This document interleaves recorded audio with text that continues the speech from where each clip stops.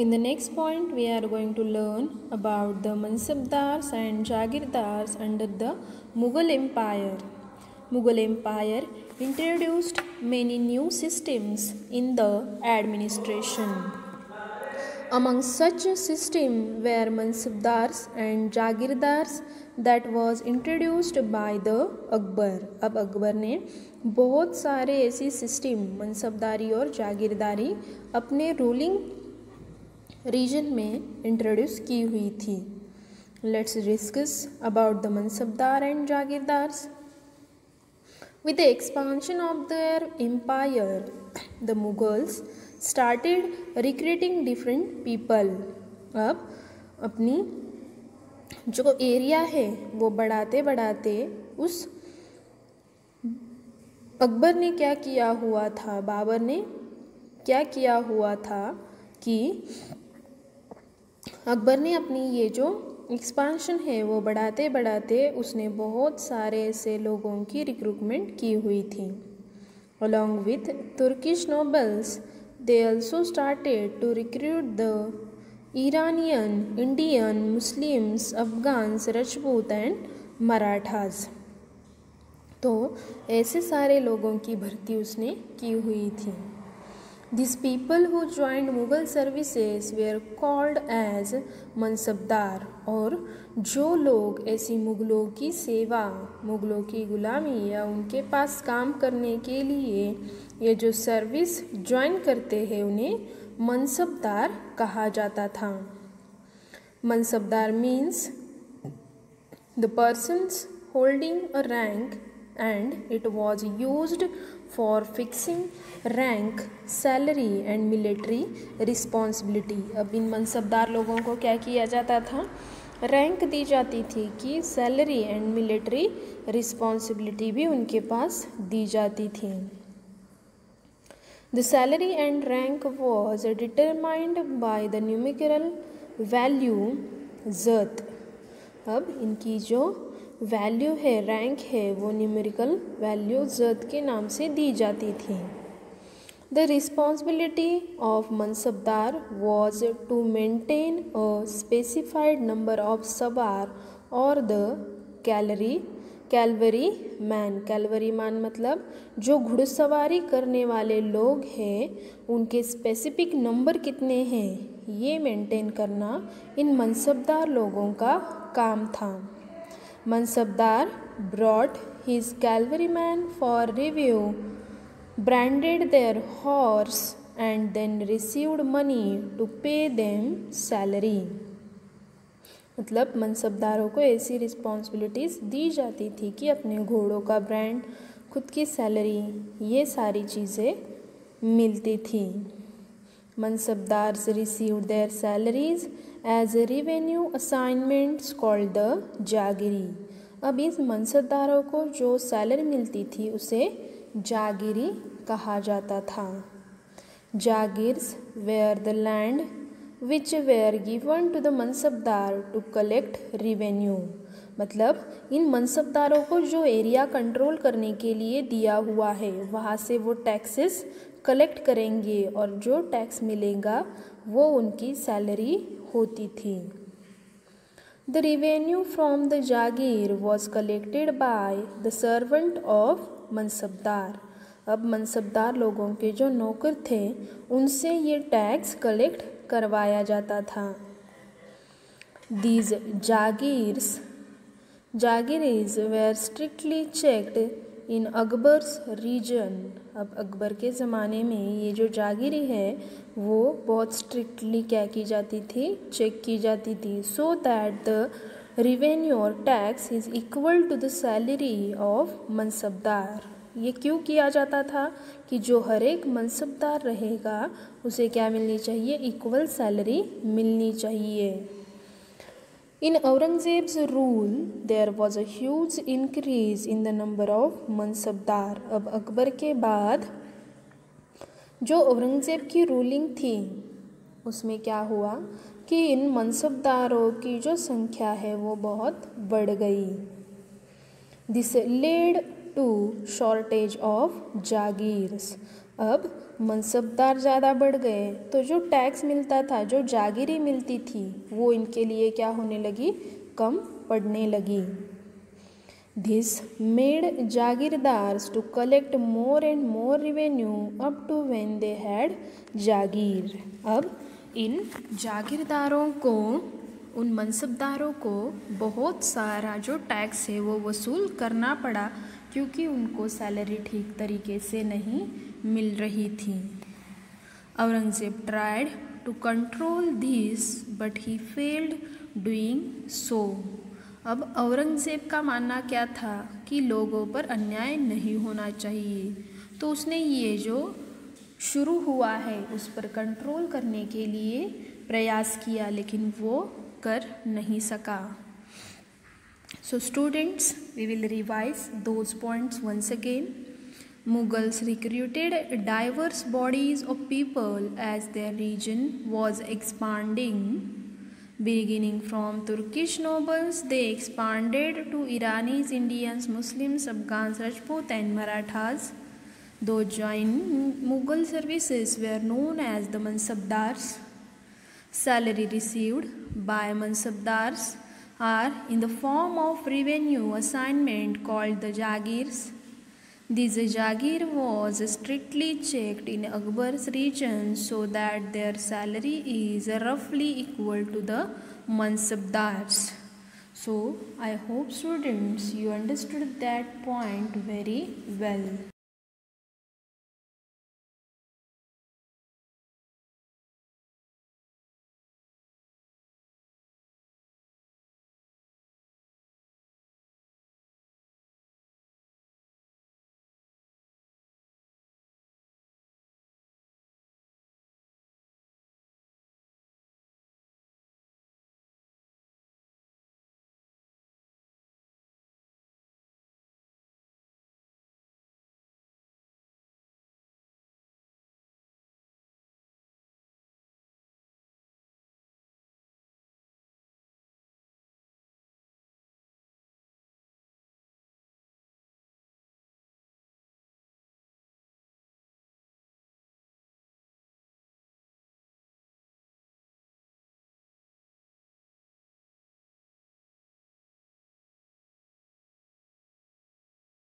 In the next point, we are going to learn about the Mansabdars and Jagirdars under the Mughal Empire. Mughal Empire introduced many new systems in the administration. Among such a system were Mansabdars and Jagirdars that was introduced by the Akbar. अब अकबर ने बहुत सारे ऐसी system मनसबदारी और जागीरदारी अपने ruling reason में introduce की हुई थी. Let's discuss about the mansabdar and jagirdars. With the expansion of their empire, the Mughals started recruiting different people. अब अपनी जो एरिया है वो बढ़ाते बढ़ाते उस अकबर ने क्या किया हुआ था, बाबर ने क्या किया हुआ था कि अकबर ने अपनी ये जो एक्सपांशन है वो बढ़ाते बढ़ाते उसने बहुत सारे ऐसे लोगों की रिक्रूटमेंट की हुई थी. Along with Turkish nobles they also started to recruit the Iranian, Indian, Muslims, Afghans, Rajput and Marathas. तो ऐसे सारे लोगों की भर्ती उसने की हुई थी. These people who joined Mughal services were called as mansabdar. और जो लोग ऐसी मुग़लों की सेवा, मुग़लों की ग़ुलामी या उनके पास काम करने के लिए ये जो सर्विस ज्वाइन करते हैं उन्हें मनसबदार कहा जाता था. Mansabdar means the persons holding a rank and it was used for fixing rank, salary and military responsibility. अब इन मनसबदार लोगों को क्या किया जाता था, रैंक दी जाती थी कि सैलरी एंड मिलिट्री रिस्पॉन्सिबिलिटी भी उनके पास दी जाती थी. The salary and rank was determined by the numerical value ज़त। अब इनकी जो वैल्यू है, रैंक है, वो न्यूमेरिकल वैल्यू ज़त के नाम से दी जाती थी। The responsibility of Mansabdar was to maintain a specified number of sabar or the cavalry man मतलब जो घुड़सवारी करने वाले लोग हैं उनके स्पेसिफिक नंबर कितने हैं ये मेंटेन करना इन मनसबदार लोगों का काम था। Mansabdar brought his cavalryman for review, branded their horse and then received money to pay them salary। मतलब मनसबदारों को ऐसी रिस्पॉन्सिबिलिटीज़ दी जाती थी कि अपने घोड़ों का ब्रांड, खुद की सैलरी, ये सारी चीज़ें मिलती थी। Mansabdars received their salaries as a revenue assignments called the jagiri. अब इस मनसबदारों को जो सैलरी मिलती थी उसे जागिरी कहा जाता था। Jagirs were the land which were given to the mansabdar to collect revenue. मतलब इन मनसबदारों को जो एरिया कंट्रोल करने के लिए दिया हुआ है वहाँ से वो टैक्सेस कलेक्ट करेंगे और जो टैक्स मिलेगा वो उनकी सैलरी होती थी। The revenue from the jagir was collected by the servant of mansabdar. अब मनसबदार लोगों के जो नौकर थे उनसे ये टैक्स कलेक्ट करवाया जाता था। These jagiris were strictly checked in Akbar's reign. अब अकबर के ज़माने में ये जो जागीरी है वो बहुत स्ट्रिक्टली क्या की जाती थी, चेक की जाती थी, सो दैट द रेवेन्यू और tax is equal to the salary of mansabdar. ये क्यों किया जाता था कि जो हर एक मनसबदार रहेगा उसे क्या मिलनी चाहिए, इक्वल सैलरी मिलनी चाहिए। In Aurangzeb's rule, there was a huge increase in the number of mansabdar. अब अकबर के बाद जो औरंगज़ेब की रूलिंग थी उसमें क्या हुआ कि इन मनसबदारों की जो संख्या है वो बहुत बढ़ गई। This led to shortage of jagirs. अब मनसबदार ज़्यादा बढ़ गए तो जो टैक्स मिलता था, जो जागीरी मिलती थी वो इनके लिए क्या होने लगी, कम पड़ने लगी। This made jagirdars to collect more and more revenue up to when they had jagir. अब इन जागीरदारों को, उन मनसबदारों को बहुत सारा जो टैक्स है वो वसूल करना पड़ा क्योंकि उनको सैलरी ठीक तरीके से नहीं मिल रही थी। Aurangzeb tried to control this but he failed doing so. अब औरंगज़ेब का मानना क्या था कि लोगों पर अन्याय नहीं होना चाहिए, तो उसने ये जो शुरू हुआ है उस पर कंट्रोल करने के लिए प्रयास किया लेकिन वो कर नहीं सका। So students, we will revise those points once again. Mughals recruited diverse bodies of people as their region was expanding. Beginning from Turkish nobles, they expanded to Iranis, Indians, Muslims, Afghans, Rajput and Marathas. Those joining Mughal services were known as the Mansabdars. Salary received by Mansabdars are in the form of revenue assignment called the Jagirs. This Jagir was strictly checked in Akbar's region so that their salary is roughly equal to the Mansabdars.